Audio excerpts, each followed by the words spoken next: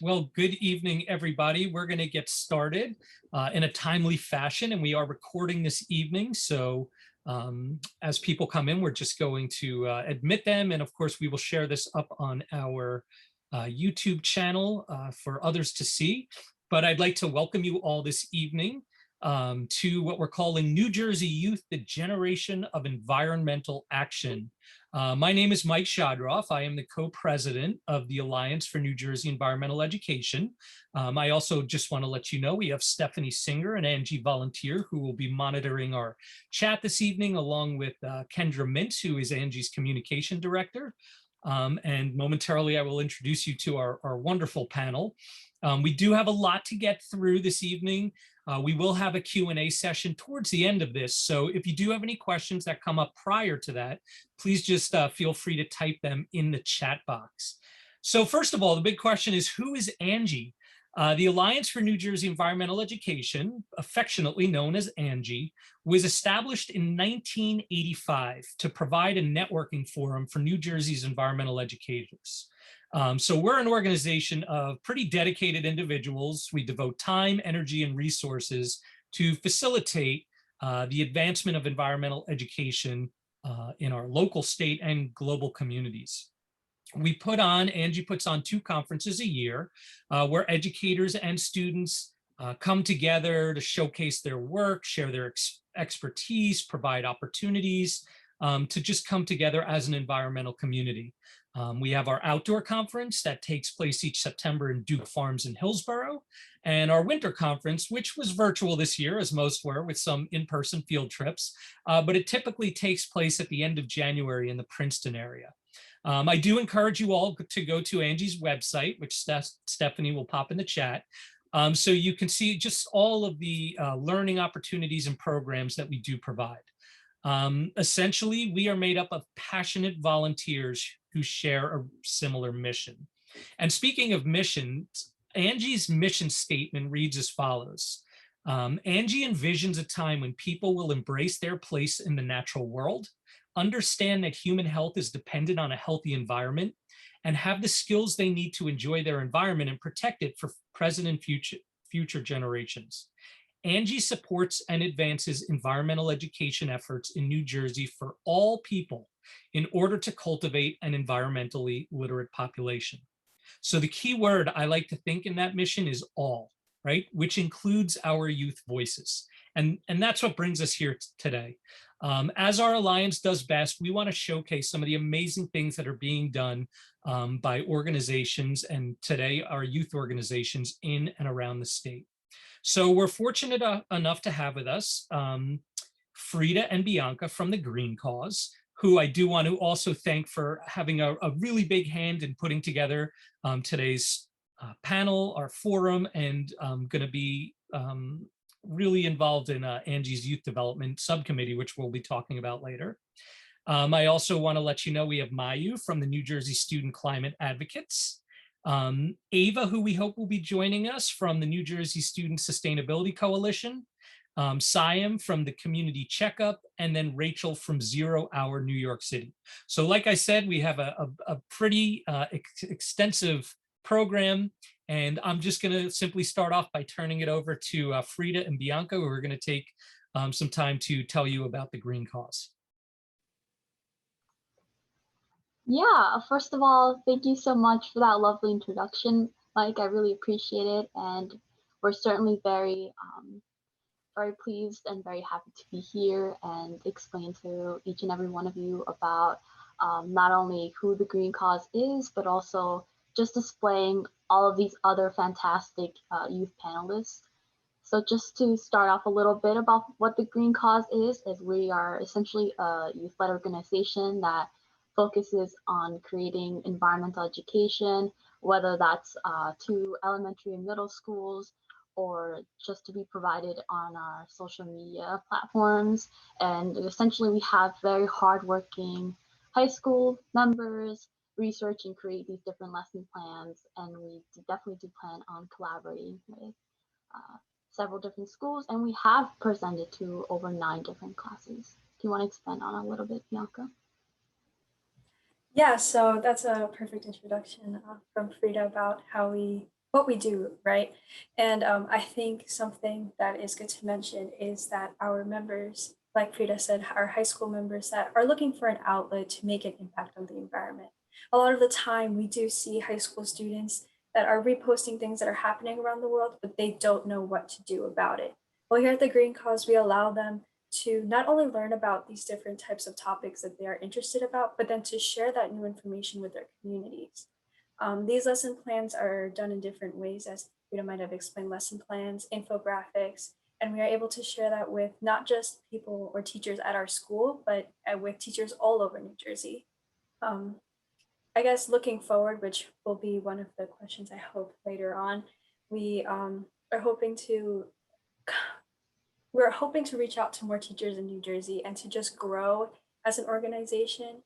We know that there are not just people in our high school, but kids in other high schools that are looking for ways to make an impact.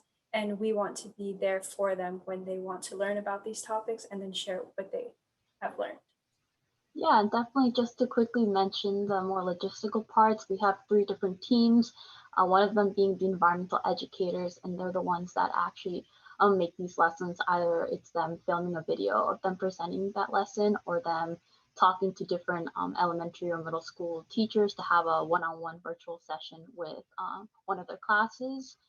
And then we have the social media team, and they are the ones who make the infographics or PSA videos about different environmental concepts. And it's just essentially like, more concise, more visually appealing kind of research put together with a lot of pictures that would be put on our social media platforms for the general public to see. And then lastly, we have our technology team, and they do everything that's behind the scenes.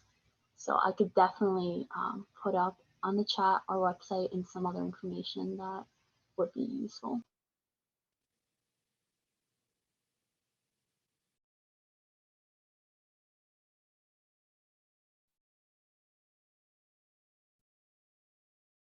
All right. Thank you so much, Frida and Bianca. And next, we are going to hear from Mayu, who's going to tell us a little bit about the New Jersey Student Climate Advocates. All right, great. Thank you so much, Mike, and also to Frida and Bianca for putting together this forum. I'm going to share screen so that you can see some photos, but yes, I'm here as one of the co-chairs of the New Jersey Student Climate Advocates alongside Frida, actually, so it's great to see this like different communities coming together at this forum. Um, yeah, so to explain a little bit about where we first got started, the New Jersey Student Climate Advocates was founded a few years ago, and the initial mission of the group was to develop a climate policy. So you can see some of our members on the screen here, meeting with the governor, meeting with some legislators, but we were founded as a group to put together what we call the carbon cashback policy, which is essentially a policy that would have put a price on carbon emissions to help us reduce emissions and also move New Jersey towards a greener, renewable future. So with that, we put together a draft bill that was about to be proposed into the legislature last summer. We also presented this work at the United Nations and the International Citizens Climate Lobby Conference, and that was great work there.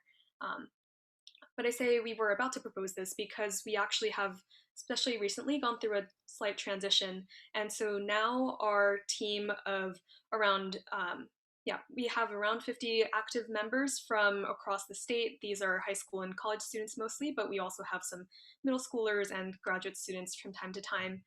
We all work together now under the mentorship of some members of the New Jersey Environmental Justice Alliance to work towards policy that centers environmental justice and the voices of the people who are most impacted. So along those lines, I'm just going to share a few of our lessons that we've learned from those mentors at the State Environmental Justice Alliance. I won't go into too much detail here so we can save that for the discussion. But one key point is that sometimes helping can hurt. As advocates, I understand that, especially as youth, we really want to make a lot of changes and we want to make them fast, right? Because climate change is coming and it's hitting us now. But approaching that activism and advocacy in a thoughtful way is really important. And with that, we also really value having relationships that are mutual with different communities, especially those most impacted. And in that process, it's important to build up a partnership rather than going into those communities with a goal in mind. We really were struck by a lot of stories that we heard about people in heavily impacted and disproportionately impacted communities feeling like lots of students and researchers came into their communities wanting to help them, but also leaving as soon as they were able to finish their school project, for example. So we want to really emphasize building up partnerships and relationships with communities as we move forward making change, especially in an intergenerational way. So at NJSCA, we really value building relationships not just with students, but also with people in these communities of all ages and also policymakers and legislators to push towards change. Um, that said, yes, our mission is to drive different changes through education policy and community-driven action, most importantly. Um, and we've been pursuing that through multiple avenues, especially over the course of the past couple years. So one is through social media. We recognize that a lot of youth like to spend time on this and use it as a valuable tool to amplify issues around environmental justice as well as climate issues. So you can follow us at ANJEE Climate Advocates. We also do a lot of community relationship building, and on that way, as we build further trust, we have supported different community partners through grant writing and graphic design for different initiatives that are happening in these communities. We also are continuing a lot of policy research and engagement based on our initial experiences writing that carbon cashback policy. And in the long term, we do envision expanding the voice of youth in this policymaking space for the state, especially in a way that centers the voices of those most impacted. If you'd like to get in touch, you can email us at nj.climate.policy@gmail.com. And yeah, we would love to hear from you, and I will keep it there. All right, thank you so much, Mayu. And of course, we'll hear more from you in a bit. I do not see Ava, so I'm going to skip over and go to Siam, who is here representing the Community Checkup. So Siam, please share with us. Yeah, sure. So Mike, thank you for having us. Mayu and the Green Cause, thank you for what you've done for your organizations. And I'm going to, I think I need to share my screen. Could you make me co-host? Yeah, thank you. All right.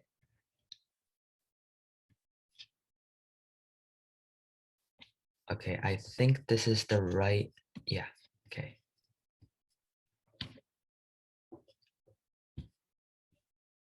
So yeah, hi everyone. I'm representing the Community Checkup. I'm a development lead at the Community Checkup, and the Community Checkup is essentially a national organization that works to empower and educate people, especially young people in schools from grades K to 12, about environmental issues and basically environmental health. So that's sort of like the checkup of the community health. And we do this in a variety of ways, but I'm just going to show a quick video that's going to explain that.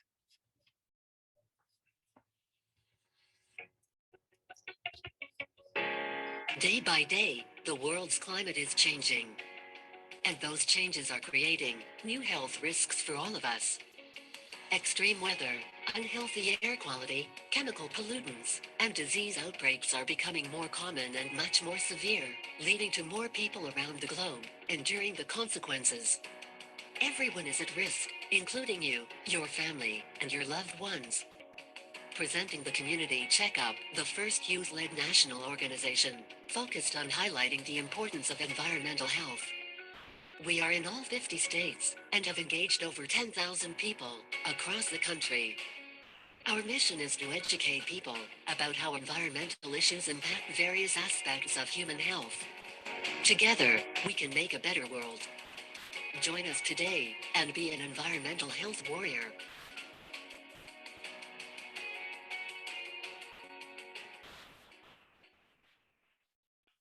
Yeah, so that was just a quick introduction to, so that was a quick introduction to who we are and what we do. we are, like the video said, in all 50 states, and we have people that, not people, activists and people that are really passionate about environmental health, basically helping us out, connecting the teachers and connecting the educators. So that's one aspect, and we'll get into that a bit later, but our Instagram is one of the main ways we communicate with our audience and one of our audiences. And so we've made posts about, climate literacy, but we've also focused on topics such as clean air, climate change and its relation to COVID-19, voting, plastic pollution, the farming crisis, environmental racism, fast fashion, and women's role in women empowerment, I guess. So a lot of these issues is what we've covered in our Instagram. But in terms of educating people in schools, yeah, so this is another, oh yeah, vaccines, we've spoken up about vaccines, but in terms of educating people in schools, we've created workshop guides, which is basically the main thing that we work on, especially I do as a development lead. And so this is basically, I think you guys can see this. This is one of the workshop guides that we've created. It's about air injustice. And it basically includes a lot of different aspects of air injustice, environmental racism, and the disparities that occur. But we've done it in a way that's more appealing to younger audiences. So we've had games such as Two Truths and a Lie, True or False, and then we go into different discussion questions. And we've also had like longer, more thorough sort of parts. So this part has like some examples of environmental racism. And yeah, so this is basically the most important part of our work. And lastly, we have leadership and civic action, where students can take action about air injustice and any other issue that we create a workshop on. So yeah, this is basically a summation of what we do. That's great. Thank you so much, Siam. I do see Ava, but first I'm going to go to Rachel. So Rachel's going to tell us about 0 Hour New York City, and then we'll conclude with Ava. So hi, everyone. But before I begin, I just want to thank Mike for moderating today's forum, and Bianca and Frida for their work in bringing us all here today. And I've learned so much from the other organizations, and I hope I can contribute, being the only organization based in New York City, just another side of the discussion. But my name is Rachel, and despite working in New York City, I'm a senior at Northern Valley Demarest, which is a high school in the northeast tip of New Jersey in Bergen County. And I'm also the code coordinator of 0 Hour NYC, which is the local chapter of This Is 0 Hour, an international youth-led climate organization. And our mission is to put the diverse youth voices at the center of the conversation around both environmental and climate justice. And to give you a bit of context, This Is 0 Hour was founded back in 2017 when the youth climate movement was, from my knowledge at least, virtually non-existent. And we had our first International Day of Action exactly 1 year after our founding. So in July of 2018, in New York City, we were able to organize New York City's first ever youth-led climate march. And since then, as many of you guys probably know, the youth climate movement has grown tremendously, both through the strike movement, as well as, just the increase, I think, in both social media activism and just a general interest in civic engagement. And I've been able to witness, young people leading and pushing the movement forward and into the spotlight more than ever before. And now, in 2021, during the pandemic, our work has been more towards ensuring that the youth voices that are receiving, are being pushed into the spotlight are representative of the movement, and also representative of the frontline communities that face the worst effects of the climate crisis. And our work has also been to elect progressive, lawmakers who share the same sense of urgency toward the climate crisis, as well as our vision for the future. So yeah, if you guys are interested in learning more about our organization, here's the information. I'll drop it into the chat. Terrific. Thank you so much, Rachel. And then Ava, who is here with the New Jersey Student Sustainability Coalition. Please tell us about what you're up to. Yeah, so my name is Ava Blando, and I'm the Artistic Activism Coordinator for the New Jersey Student Sustainability Coalition. Our coalition is about 300 students in high school and college all across the state, and we work together to, uplift youth voices and raise awareness about all the different environmental issues that we're passionate about. We have lots of different teams, and so my team specifically uses art and music and other forms of artistic expression to raise awareness about environmental issues. We just had a concert about the Green Amendment for Earth Day. We sent it to legislators, and throughout the concert, we talked about environmental justice and how to get this Green Amendment passed. What the Green Amendment is it would be going into the Bill of Rights of the Constitution of New Jersey, saying that all people have the right to clean air, clean water, a stable environment. And so it's really important to get this thing passed because, if we can get it on the floor, voted on and passed, then we'll have the opportunity to vote on it in the November elections in 2021. So we're right now, we're really working on getting that done. And my artistic activism team is working a lot with our policy team to get that done. So that's really what I'm doing right now. And if you want to take a look at our organization's website, I'll put the link in the chat right now. We have lots of really cool teams, and if you're a student and interested in joining, there is a link on there to join. And some of the other things we've done is we've had a documentary filmmaker come and talk to the club about a documentary she made about the environment. We have a book club where we read about different social issues, because I do believe books are a form of art and a way to raise awareness. And I think that a really cool thing about art is that it can feel entertaining and it can be educating and really powerful at the same time. So me personally, I'm a songwriter, and so that's kind of my method. That's how I always like to use my voice. But I think it's really important to, raise all different types of voices in all different kinds of ways. And I think that art and music is a really beautiful way to do that. So also I have the club's Instagram. I'm going to put that in the chat too, if anyone wants to follow that. And I'll put the club's YouTube channel in there too. I'm planning on having a lot more artwork shared on there. The concert that we just had for Earth Day is on there as well. I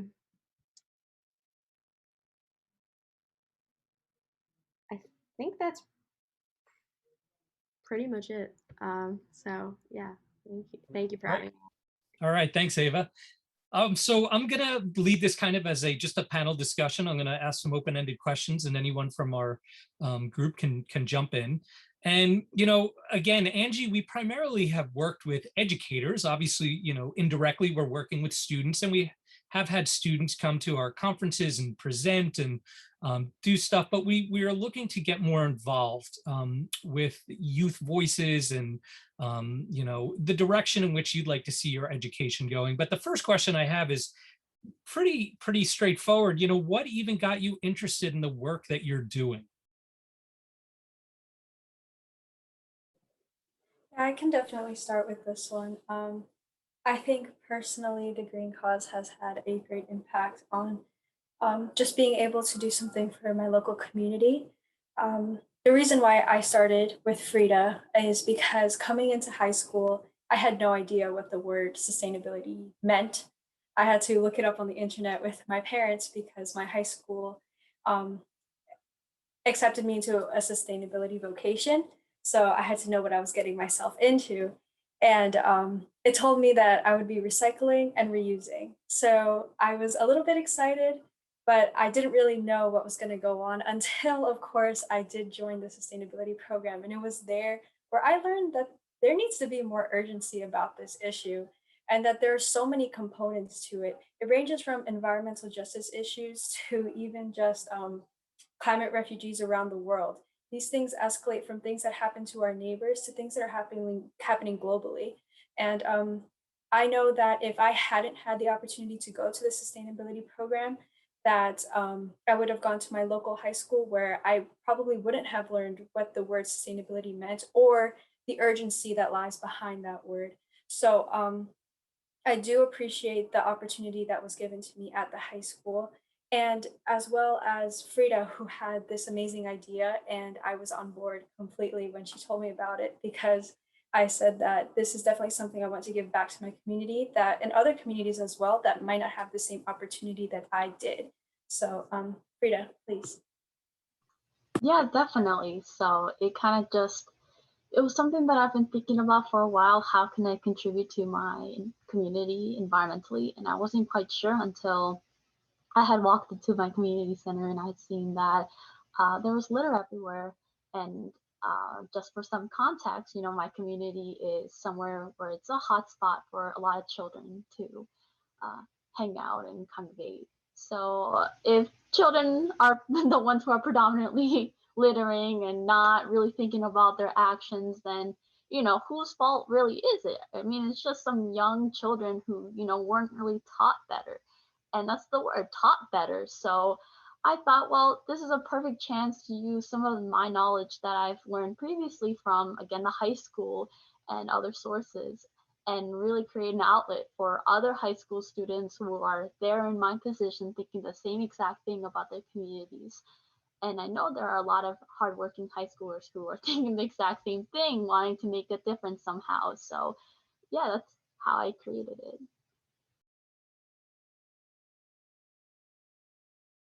I can jump in and share. So as I mentioned, NJSCA does a lot more like policy related work. And so initially what got me involved with NJSCA was pure interest. I had always been interested in policy like growing up. I was mostly interested in education policy, but I saw a message from a friend from college that was that shared information about the New Jersey Student Climate Advocates, saying that they were working with some state legislators working on climate policy. And I honestly was just like, wow, cool. They're like college students, high school students working with these state legislators actually writing policy. And so that's what got me involved in the first place. But now what keeps me motivated with NJSCA is the fact that working with NJSCA has helped me realize sort of not just the policies and the great things that it can do, but also how we can make it better, how there are currently lots of gaps in the way policy operates. I'm hearing stories of how certain, like there are forums opened by local governments where residents and citizens are invited to share comments on policies. But really the people hosting, the politicians hosting those town halls really just kind of turn a blind ear. That's not English, but anyway, like they don't actually take the feedback into consideration moving forward, and they just pretend to take that into account, but not really listen to the voices of the community.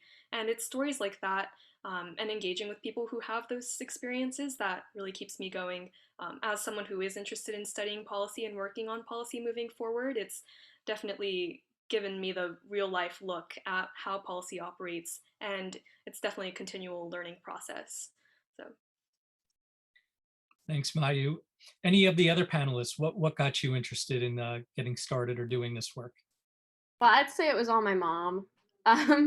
When I was really little, maybe second or third grade, she took me to go see Jane Goodall speak. And I remember her talking about climate change. And I was like, wait, why isn't anybody doing anything about this? So I think after that, I got interested in the environment. Like I liked reading about it, and like it was something that really fascinated me, but I didn't really get into activism until of course my wonderful mom was like, "Hey Ava, I found this website online. This coalition thing looks really cool. Do you want to look into it?" And I was like, "Oh yeah." It was the New Jersey Student Sustainability website, and they were having their recruitment drive, which they do annually to get new members. And so I decided to join the coalition and run to be policy coordinator. And so after that, like I activism. And eventually I started the artistic activism branch, which is something I'm so passionate about, you know, and I've always loved songwriting and music. So I thought it was a really cool way to like join the two things together. So yeah, the lesson is moms are awesome.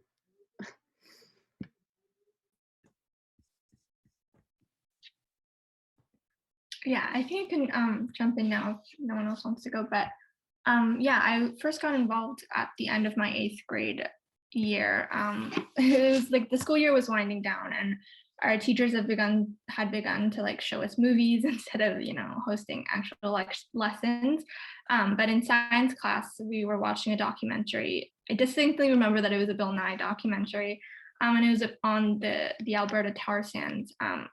And I just remember like thinking that we had never learned about this before, and it was just, yeah, it was just shocking to me that there was this giant problem that, you know, people weren't, you know, rushing to solve, or at least from my view, it didn't seem like, you know, people were doing much to, you know, get things done.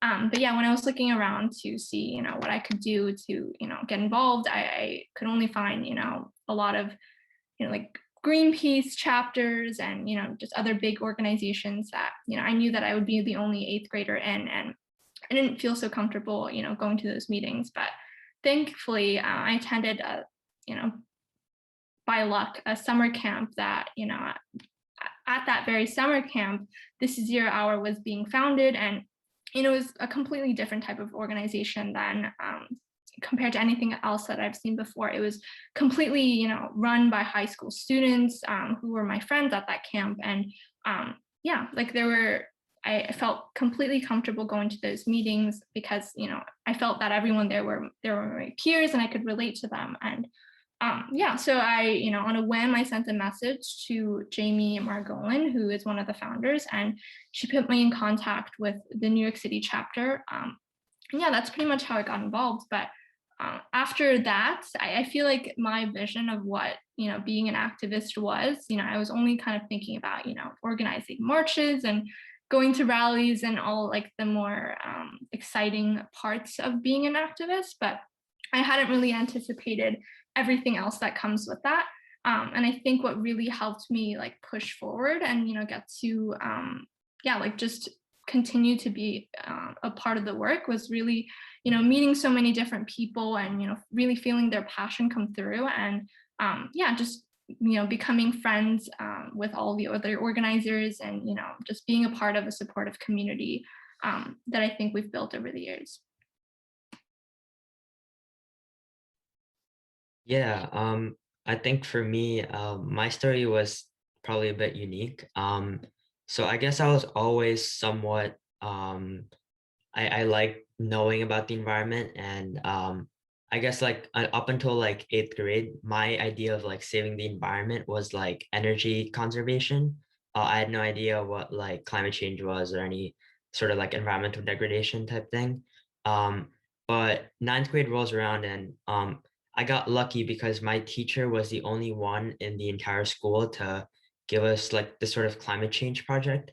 And it was a year-long project where, well, it was actually like, it was a project, but also sort of like a competition. I think it was like from Rutgers. And so like the best project or like the best solution got to go to Rutgers for a symposium. And so I didn't really think I was gonna win, but I just decided to look into, you know, like what is climate change, and I started to do research, and throughout the entire year, the more and more research that I did, the more I realized like the urgency of this issue, and that like there are things that everyone can do to reduce their impact, and like starting from the little things, I guess, like reducing emissions in the household and things like that. And so our group is a group project, so we ended up creating the best solution, and we got to go to Rutgers. And there, I guess there are two sort of at the symposium there are two presentations. One was by Rutgers scientists, who explained like the latest climate technologies and how they would work, and that was fascinating for me. And the other presentation was by this group called PSCI, which is now known as NJSEA, and Mayu is a part of that, and so am I. So after that presentation, I felt like a need to like go up to the presenter and say, is there a way I can join this amazing club or this amazing organization? And from there is when I really started to take my research and take my knowledge and actually apply it into policy and into ways that actually had an impact. And so like throughout those 2 years, up until now in high school, I've been joining a couple of different environmental clubs focusing on policy, education. The one that I'm in right now, Community Checkup, is focusing on education. And yeah, that's where I'm at right now. That's great. And Ava, I'm going to give a special shout out, right, to friends and family that influence us, because I do remember when I was a kid, my dad gave me my first guidebook to tree identification. And back in the day where you actually had to drive your recycling to the township, he used to hand me glass bottles so I could throw them and break them. So saving the earth became fun. And I wrote my first poem about trees and recycling in second grade back in the 80s. So I'm going to ask everybody, and Ava, I'm sorry, Mayu, you alluded to this already about your motivation to keep going with the work that you've inspired to do. As an environmental educator for 20 years, my motivation is always, how do I empower students to make changes? Because, a lot of people say, oh, the youth are our future. I kind of say, no, the youth are our present, right? And what I'm seeing here is exactly what I think all, educators aspire for. So I'm going to ask kind of a two-part question. What does keep you motivated to do the work? Because it can be daunting, especially with all the information that you're exposed to now. But in doing that, what successes have you also had? So motivations along with some successes. I guess I can go first for this. I think really like an altruistic mindset of, things can get better and things will get better. That's sort of like that's what has brought me to the point of like continuing to work on different issues, but also sort of like I get inspired by what my peers do, and what like other people in high school and even in college, what they're doing to um better their community or even better um the state, like policies or whatever the occasion or whatever the project might be. But there's so many different things that people are doing, and they all have hope.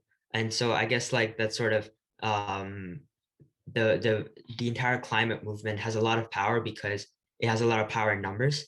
And I think that I sort of draw on that hope, because even though like there are a lot of signs saying that climate change is a big issue, and current leaders aren't really stepping up to do their part, and so it can seem a little um, daunting, and it can be a little frightening at some points. But I think like keeping that hope and especially getting inspired by what other people are doing just motivates you to continue doing what you're doing, and trying to put in your 100%, even 200% into climate change efforts.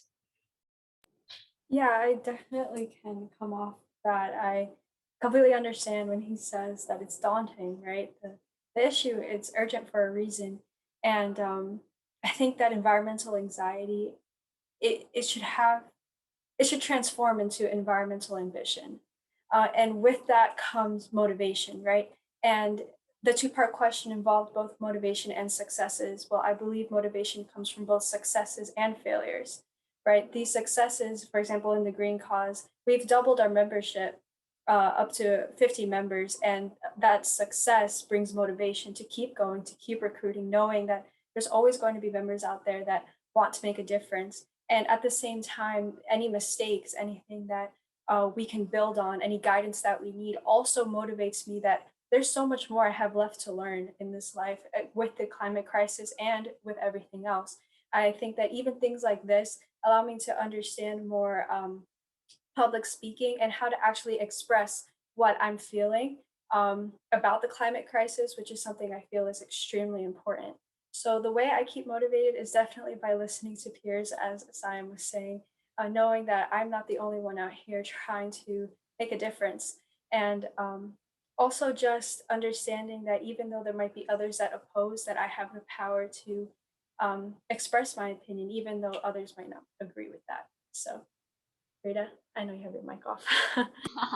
Yeah, no, I definitely agree with what Bianca says. And I just want to add that not only, everything that everyone has been saying has been, keeping me motivated as well, but also just within the green cause, seeing our members who are very passionate and bring up these ideas that blow me away every single day.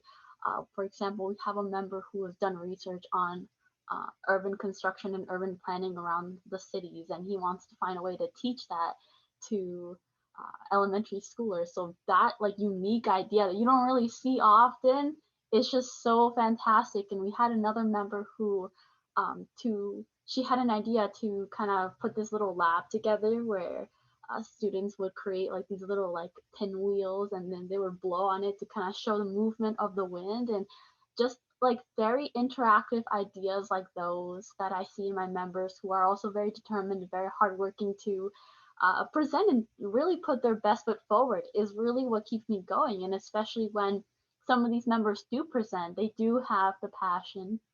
And I can see that the children see, the members, like eyes light up and get really excited, and they explain things very well, and, make it very interactive by asking all these questions to all the elementary school children so they can be engaged as well. And that is definitely something within our work that really pleases me and definitely motivates me. Yeah, I definitely echo. Sorry, Rachel, do you want to go ahead? Yeah. Okay. Yeah, I definitely echo that sentiment, like in terms of being motivated by the members of the groups. I know, so I mentioned that NJSCA has had to tackle some of like the real life aspects of policymaking processes. And I mean, during those times, there were some nights where we were having Zoom calls that could take upwards of 4 hours. We were kind of like dealing through the nitty gritty of this policy process and kind of thinking about how we as students can contribute to that conversation. But even through those very, very long Zoom calls, we came together and we like talked about our different ideas and how they can come together to create policy that does amplify the voices of youth. And so I think that's one element. But I also would say that we as NJSCA have had interesting successes in terms of working with adults, especially people who have been fighting this fight for environmental justice based in New Jersey for decades, and we still have lots more to learn. But even to this point, it's really inspiring to see that like they've been at this work for decades and decades, but now recently we're seeing several of them being nominated to be part of the White House Environmental Justice Advisory Council. President Biden has clearly like put this emphasis on environmental justice, and so to see their work starting to get spotlighted in the mainstream conversation and really prioritized, that's really inspiring. And to be able to like have their mentorship is really valuable. And yeah, it's definitely something that keeps me going. Yeah, I can hop in next. So yeah, I'll just briefly talk about our successes, first. But yeah, so like I mentioned before, like as a part of the International Day of Action back in 2018, we were able to organize New York City's first youth-led climate march. And since then, like with kind of, the rise of the global climate strike movement in New York City, we were able to join a coalition of youth-led organizations in organizing, the various strikes that happened in New York City, most notably the September 20th strike, which, which brought together, I think, an estimated number of like 250,000 both students and allies striking in the city that day, which was, incredible to be a part of. But yeah, I think, oh yeah, and another one that I wrote down was last year when we first transitioned into becoming a 501c4 organization, which is more politically involved, we were able to make endorsements in New York City in the local race, many of whom were elected into office. But yeah, a lot of these, we've had, successes, but I think they really are just, the culmination of months' work, and there, needs to be a lot of motivation and a lot of, just work put in to, go from one success to the next. And definitely, you know, I'll echo like the points that, you know, other speakers have made today, which the successes definitely are, you know, hugely motivating, but they're also, you know, they can be very draining, especially like, you know, the day after, let's say, for example, on September 21st, like we were all incredibly exhausted from, you know, weeks of work. But I think what really helped us get back and, you know, stay motivated was, you know, first, you know, channeling the energy of the successes that we had, but secondly, you know, just knowing that we're all here for each other. And, you know, again, going back to a point that I made before, was just knowing that we're all, we're all here for each other, and that, you know, just becoming friends with the people that you're organizing with, you know, that, you know, helps to make, you know, things fun and not so much like work. But, you know, another point that I wanted to make was that it's not, you know, like you don't have to be, at least in my opinion, you don't have to be at your 100% all the time. Like that would be, at least for me, that would be exhausting. And I don't think I would be able to, you know, do years, like stay for years in the movement, you know, if I was, you know, at it 24/7 all the time. Yeah, so I think it's definitely okay to, you know, take a break or not, you know, take up all the responsibilities that, you know, you feel that you're obligated to. I think putting your mental health, you know, prioritizing your mental health is super important. I think especially like within the last couple of months, I feel like this discussion has really been reaching, you know, the activist network, and we've, you know, not just begun, but we've really been having, you know, great discussions about, you know, mental health in the activist community, which I think is definitely a huge step in the right direction. That's great. So before I'm going to talk about the ANJEE's new youth development subcommittee, I do want to ask one more question of everybody. I'm going to kind of combine a couple ideas into one question, but maybe in about 30 seconds or less, if each of you can say within your organization, whether it's the work that you do or that you see on the as part of a bigger whole, you know, what challenge or obstacles do you face, whether that's you know, outreach to people, getting people motivated, materials that you might need to do your work that you don't have, or fundraising challenges. What are, you know, tell us, what are some of the challenges or obstacles that you presently face in what you're doing? Really quickly, I think that our number one challenge is outreach to teachers. I think that after a while, we were able to recruit enough high school students, and we continue to have new members, but we lack that communication with other teachers around New Jersey to be able to send those materials that our students or our members work so hard on. I think part of that is because we're so local and so new, we lack that credibility.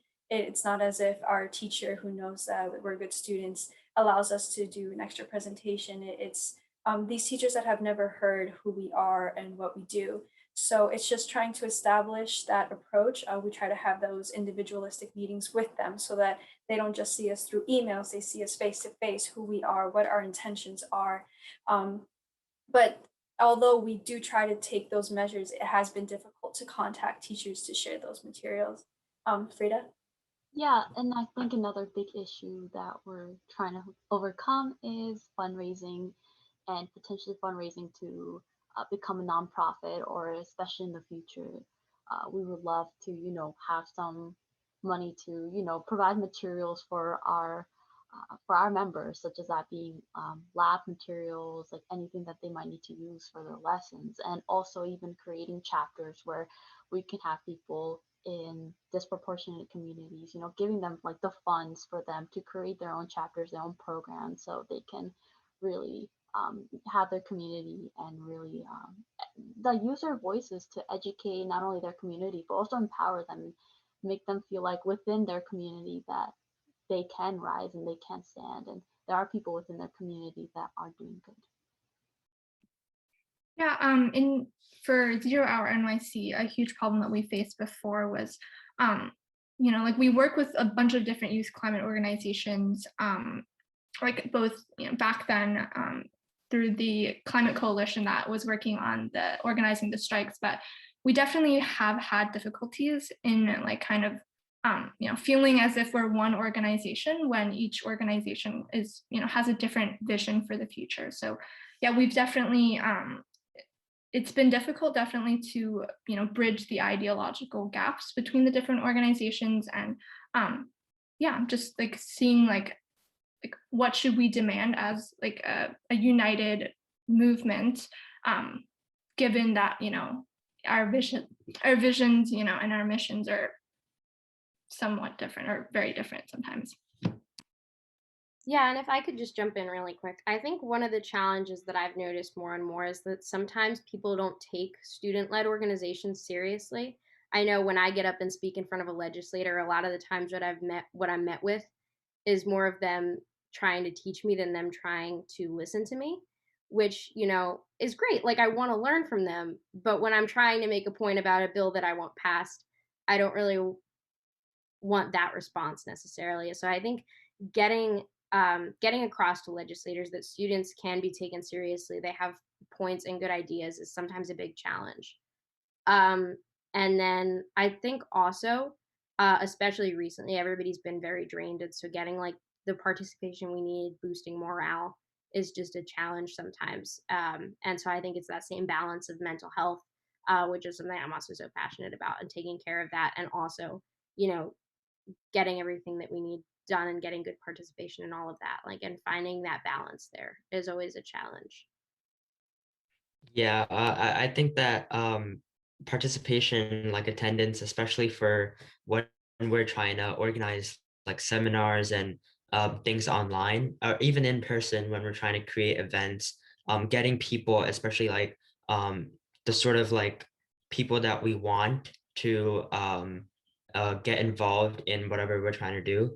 Of course, we want like people who are dedicated and passionate, but to create like a more like to create a bigger impact, we also want more people to get involved and have like recruitment, things like that.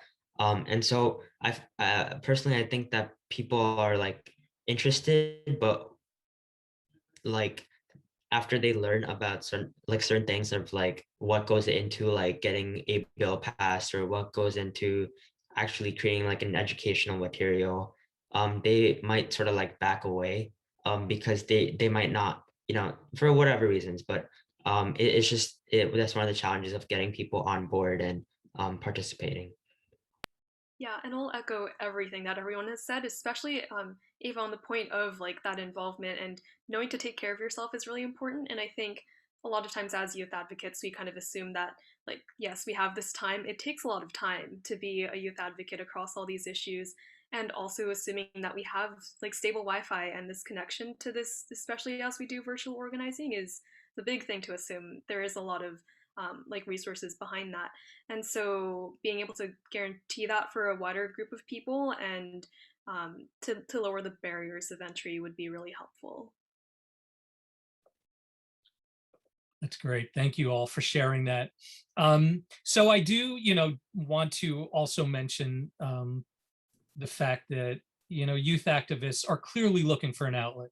I've had conversations with others, including Frida and Bianca, and, we've asked the question, how do we close the gap between the adults that have the experiences and the youth that have the passion and are looking for the experience? How do you find mentors in the field? So Angie, as I said, we've been in the networking of environmental organizations since 1985. We've created a youth development subcommittee that welcomes and is welcoming students. And we're going to drop a link right now. Stephanie, thank you, in the chat for just a quick Google form if you want to, if you're interested in participating and being a little more involved. But we want to, in this subcommittee, welcome students to discuss ways that they'd like to be more actively involved in the development of their education rather than being recipients of information. I know there's some incredible educators out there that are doing really great things. But we want to make sure that that's happening at a much broader scale, because we don't need children littering, in the parks because they haven't been taught that. So Angie has quite a few committees, one of which is our programs committee that puts together events like this evening. So this is going to be a subcommittee of our program committees, and being really new, this is brand new, there's a lot of opportunity to shape the goals and the direction of youth voices in New Jersey. And what's also exciting is that a friend of Angie, Allegra Mitchell, recently set up a youth development fund in memory of her grandmother, Bobby Mitchell, who was passionate about both education and the environment. And the best way in which to use these funds is going to also be open for discussion as part of this new subcommittee. Our first gathering is going to be next Thursday, May 6th, from 6 to 7 p.m. And of course, if you fill out the form, you can, we'll let you know about it and how you could be more involved. So there's that, and we're going to open it up to Q&A. I do also know that Renee from Sustainable Jersey is here. So Renee, I'd love for you to jump in and say a couple things if you'd like. Hi, so I'm Renee Hayter. I'm the Deputy Director of Sustainable Jersey, and that's a nonprofit that operates out of the College of New Jersey and has a sustainability certification program for both municipalities and schools. And in New Jersey, we have over 1,000 schools that are participating in the program. And one of our recent projects, Joanna actually was involved in that, was a pilot project of what we call the New Jersey Student Climate Challenge. And the whole idea of it is to engage middle and high school students on taking climate action. And so we had the pilot project. The idea is that the students have to do a community, school, or home-based project addressing climate change, and then submit a video to a contest. And the winning videos get grants for their schools to work on climate change initiatives.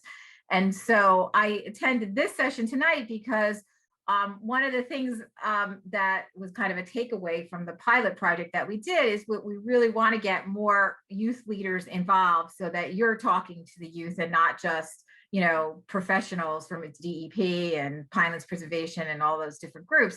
And so I'm happy to say that we've been funded to do a statewide rollout of the program. And the program includes like a climate summit that is a series of different sessions on different topics, and then another round of the climate contest piece. And so I am interested in being contacted if any of you are interested in potentially serving as a judge for the pilot contest, reviews, the contest submissions.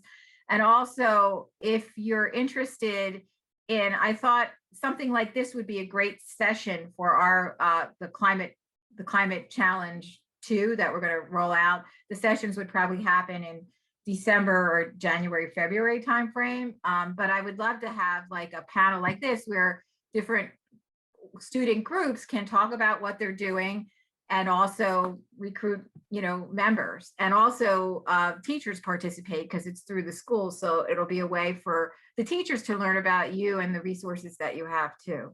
Because I think you all will be so inspiring to the different students that participate. So I'm going to put my email in the chat, and if you're interested, please reach out to me. And the website for our program is Sustainable Jersey Schools. I'll put that in the chat too. And if you go under the events page, there's a whole page on the Student Climate Challenge and the contest if you want some background information. And I don't know if any of you are high school students, but if you're high school students in South Jersey, those are the students that are available to participate in the contest. So if you want more information about that, please reach out to me too. Thanks so much, Mike. Renee. Yeah, Renee, Sustainable Jersey for Schools is a great friend of Angie, and they do great work. And Renee, feel free to send us information, and we could also promote it through our network as well. Okay. Yes, I think Heather has been doing that. Great. Yeah. Okay, so on that note, I know it's 8 o'clock. I think we're going to go just a couple minutes because I know Kendra has a really great question I wanted to ask the panel. And if anybody has to drop off, I understand, we're going to keep recording, but Kendra, what is your question? Question's going to have to come after a couple things. First of all, I am very impressed with all of the speakers this evening. I also just feel like not to make it me centric, but I was like, what was I doing in high school? Like, I was just like watching anime and hanging out with my friends and like doing classwork and all that kind of stuff. But like, man, I wasn't on any of this. I'm like, I still got into schools. Oh, these kids are taking over and I love it. So kudos to all of you. But I also want to say kudos to everybody in the audience too. This is leaning into life and getting involved. So I just think that's fantastic. And I'm charged up for you guys. A further plug for Angie. We're starting our Angie newsletter that's going to be probably twice a year to start. And we are looking for student voices. I'd like to have a student corner there where people can write. I'd also like to have an artistic representation there. Now it would be digital and it would be print, but there's always things to talk about. And then also for you student groups, it's like, maybe this is a great way for you to get your name out there to a trusted group of like educators, and it's a way to vet you. And Angie's, just putting that out there, co-branding. But to my question, so I love hearing how you all got inspired and involved. And I'm hearing a lot of like these things that your parents did or your school program. And I want to know, how do I reach your friends that didn't have an experience like that haven't been galvanized towards action by age 13, 15, even 17? Is there anything that we as educators or adults can do to better reach the youth in our community, whether it's in our classroom, whether it's in our families, to get them involved in a bigger way instead of just hearing about the issue and it not making a hit? Yeah, so I guess the first thing that I think about is how the environmental crisis is part of so many different factors of the world, right? So it's in the school, right? Frida and I have been talking about how, although the Green Cause has been making it a separate sector, right? We bring in these different lesson plans. We hope that in the future, the issues will be integrated into different courses of high school and college, right? So especially high school and middle school. So in history classes, in science classes, just bringing up those topics without having it be something separate, something that is part of everyday learning, right? Because it is part of everything. I remember telling Miss Knobloch, who's here in the audience today, I wanted to give her a shout out. She was a very big influence in what I am doing today. And we were looking for different ways to engage students virtually. And in our program, there's not just sustainability, but there's clinical care, there's criminal justice, there's exercise physiology. And I thought about how, well, in clinical care, they talk about these medical terminologies, these diseases, right? Well, what if there's a project that they combine with a sustainability program where they talk about these diseases that are caused by air pollution or water pollution? So these clinical care students know what happens to the body and why, and the sustainable students realize that this is not such a separate sector, it is everywhere, right? Same thing with criminal justice, these laws that are put into place. Where do they come from? How are they engaged? These bills, right? Those criminal justice, and then they engage with each other and they see how everything coincides, right? So I feel like the way that students can become more engaged and really understand the urgency is realizing that it's everywhere. It's not a separate sector. That we can really just look at anything around us and see that the environmental crisis has had an impact on it. I don't know if anyone has anything else to say. Yeah, I think I totally agree with that. I think the best way to get students motivated is to find a way to help them connect it to their own lives, either to see how climate change is going to impact them in the future, or how climate change or pollution is impacting them now, helping them connect it to something more personal, not something as distant as like, oh, there's a cute polar bear on the ice, but something more close to home, something like, oh, look what's happening in the town right next to you. I think that helps a lot. Like, the closer to home you bring it, the more like tangible and like the more it feels like you can actually do something about it, and B, like the more personal it feels, the more motivated you are to do something. I glitched out a little bit. Could everybody hear me? Okay, cool. Yeah, I completely agree with what Ava was saying, and that completely reminds me of a conversation that I had with this one Princeton PhD, I guess like a person that Bianca and I had the pleasure to talk to, and he was making that exact point that a lot of the time like climate activism and the environmentalism groups always focus on these big abstract ideas that kind of apply very globally, but it makes a lot of people feel, what can I do about it? There's so many problems, and it really deters them away from wanting to do anything because they feel like it's so far away from what they have here every day. And it's having like establishing this sort of connection within your communities, and having especially children, and the case of the Green Cause, really get to know their community, not only the physical nature around it, but also the people, the people who make their food, the people who make their clothes, the people who really help them get day to day. And that will really lead to, helping them gain, empathy, and definitely like humanizing the people behind everything that kind of makes the way that we live. And with that, it's so much easier to really solve these issues, because there are a lot of issues with, migrant workers, or a lot of issues with, fast fashion industry. And a lot of it is because we don't know who the people are that are in charge of really making this world run. So definitely establishing these connections within, what we have day to day, and what makes it possible and who makes it possible. And that's the best way to get people motivated. Yeah, I completely agree with everything everyone said so far. I think that, like the climate movement is too often, or the climate crisis is too often framed as like a purely environmental problem. But I think it's important to emphasize, its effects on the water that we drink, the food that we eat, and, everything else in our lives.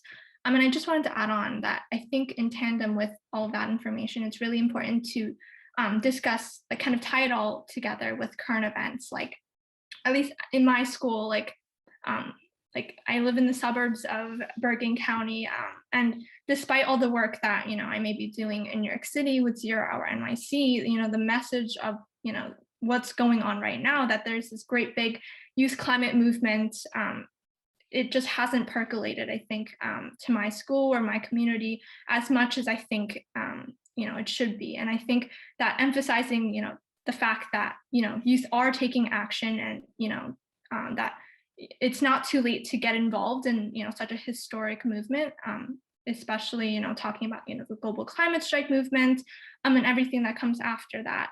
I think that's also a really important part of like the education that we should be putting out to students.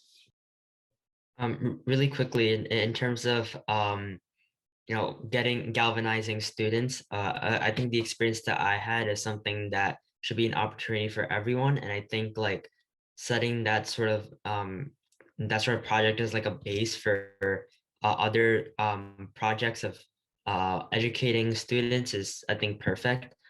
For me, it was like there was like a motive besides for just learning, is also competitive, right? So everyone in the class wanted to get that top spot, right, and get that award, which was basically just going to another school, but it was turned out to be a valuable experience.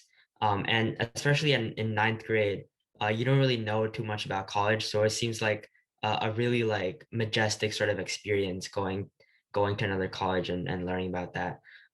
So sort of like creating like a competitive sort of like aspect to it, I think definitely helps. And also like giving the students some base materials, but for the majority, the project should be them researching by themselves, and sort of like guiding them through it.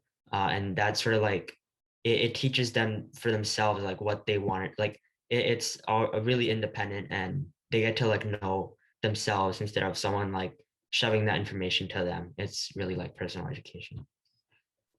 Yeah, I agree with you, Siam, but I also want to add another angle to that, in that like it's really helpful to know that we as the youth and the students are not alone in working towards these things. Because sometimes, yes, we got spotlighted for being youth, but first of all, we are all getting older and we will no longer be students at some point. But also, I mean, like I was mentioning earlier, there are lots of people who have been doing this work for a while, and like Frida was highlighting, like there's change happening at so many different levels. So it's not just like us young people doing these individual things, and it's not just all our groups doing this, but it's also at the organizational level and at the state, national level if we're thinking political, but there's opportunities for change at so many of these different scales, and knowing that there is this intergenerational collaboration there is really helpful. So, and then that intergenerational collaboration brings with it the actual like mutual relationship between us young people and everyone else. So lots of angles there. Mayu, I think you brought this to a perfect close. That was well said. And I do want to say to all of you, you really are amazing. I think you could probably step into Greta's shoes at any time you want to. And your organizations are super lucky to have you. Angie is really lucky to have benefited from your words this evening. I do encourage you, whether you're here live with us or you're watching this now on video, please check out the Green Cause, New Jersey Student Climate Advocates, New Jersey Student Sustainability Coalition, the Community Checkup, 0 Hour NYC, of course, Angie. So Frida, Mayu, Rachel, Ava, Bianca, Siam, I do want to thank you all so much for your the work you're doing. It's amazing. Keep it up. You give educators like me hope that there is plenty of hope left, that we can together work on these issues, tackle them, solve them, and together we can celebrate the successes. So thank you all for a wonderful evening. Hope to see you again involved in this work with Angie, or to celebrate the successes you're having outside of it, and wish you all a wonderful evening. Thanks, everybody. Thank you. Thank Yeah, you. Thank you. Thank you, everyone.